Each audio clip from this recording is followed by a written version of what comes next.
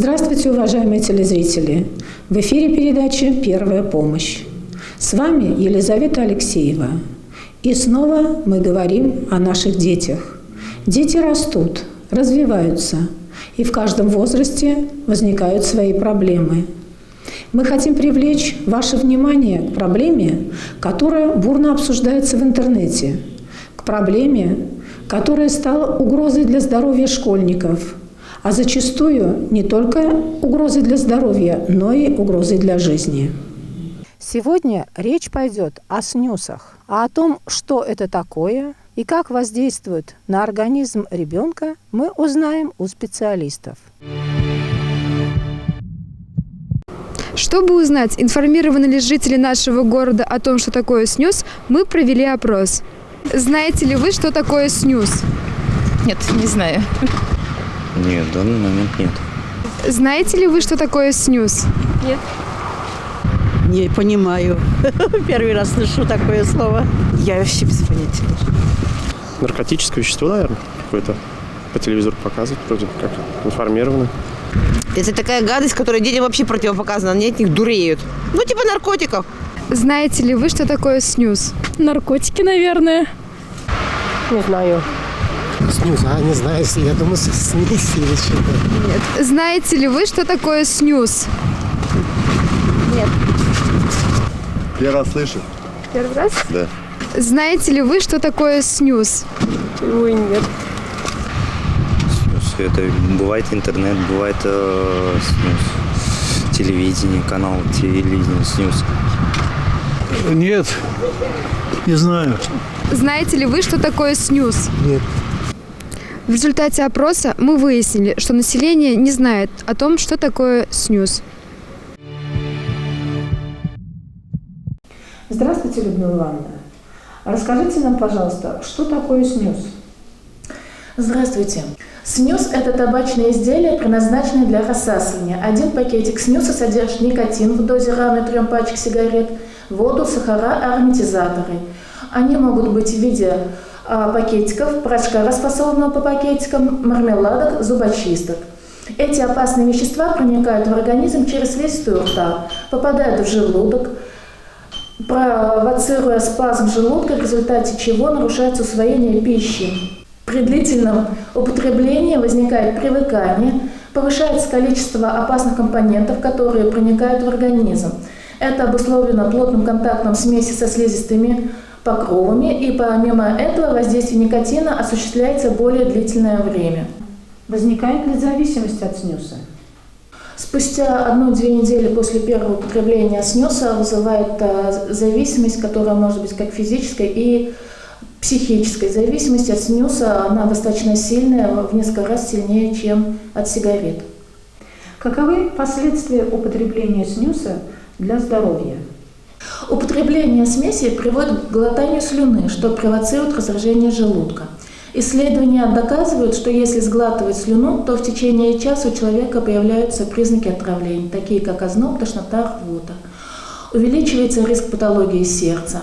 Жевание смеси провоцирует следующие заболевания: онкологические заболевания полости рта и пищеварения, отклонение функционирования органов чувств. Например, человек не может нормально воспринимать вкусы, поражение эмали зубов, появление плохого запаха изо рта, воспалительное поражение десен, нарушение структуры волос, ногтей, атрофические поражения мышц лицевой зоны, различные психические отклонения.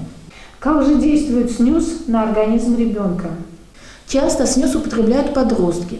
К отрицательным воздействиям употребления снюса в подростковом возрасте относят отставание в росте, повышение агрессивности, раздражительности, ухудшение умственных способностей. Возможно ли избавиться от зависимости к снюсу?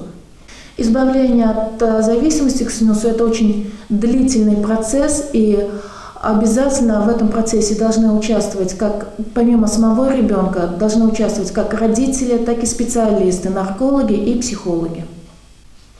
Как же определить, что ребенок употребляет снюс? Обычно родители последними узнают про такие вещи. Лучшей профилактикой употребления являются доверительные отношения между родителями и ребенком.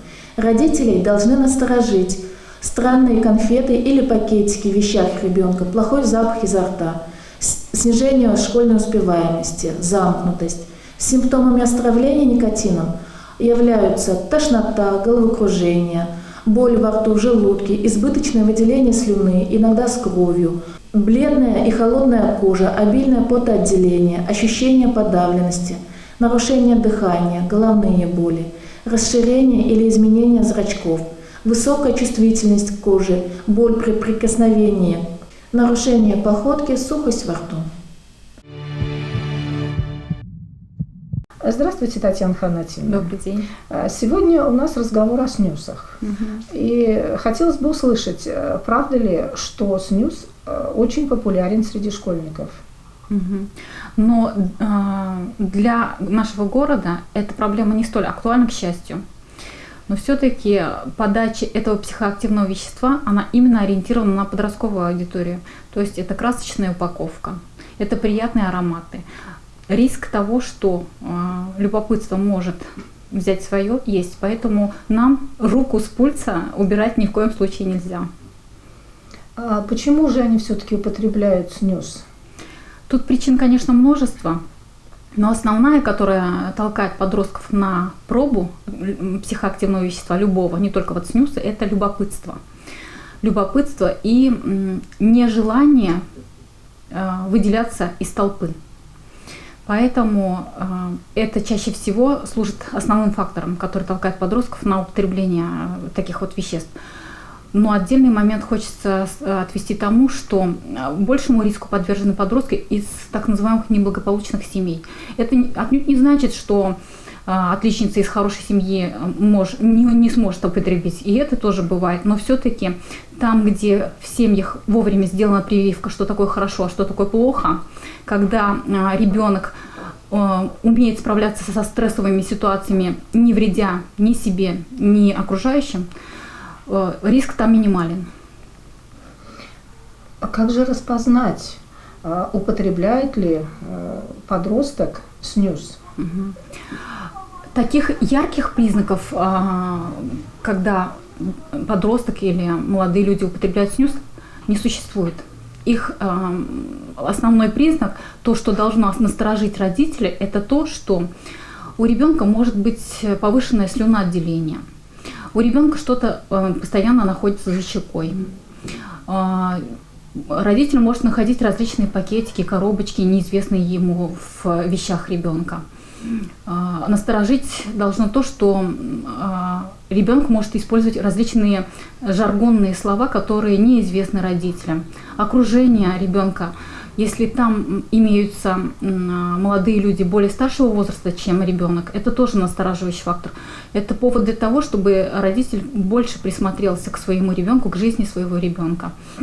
И, естественно, там бывает такое, что дети жалуются на различные воспалительные процессы в ротовой полости. Родители это может просто списать на стоматит. Бывает так, что у ребенка часто меняется настроение. Вроде бы он был веселый, а тут такое депрессивное состояние. Меняется аппетит ребенка. Вроде бы он ел очень так с аппетитом, а тут перестал есть. А к чему же может привести употребление снюса в дальнейшем, в дальнейшей жизни? Как это отразится на жизни ребенка? Даже не длительное употребление психоактивного вещества, в том числе и снюса, оно бесследно не проходит. Тем более это же яд, который воздействует на растущий организм. И, естественно, это приводит к тому, что у ребенка снижаются познавательные процессы, такие как внимание, память. И ждать от такого ребенка хорошей успеваемости учебы не стоит. Поэтому более при длительном употреблении это приведет к тому, что возникает зависимость. Это уже более глубокие изменения личностного характера, с которыми работать намного тяжелее и сложнее. Наша передача подошла к концу. До свидания, берегите себя и своих близких.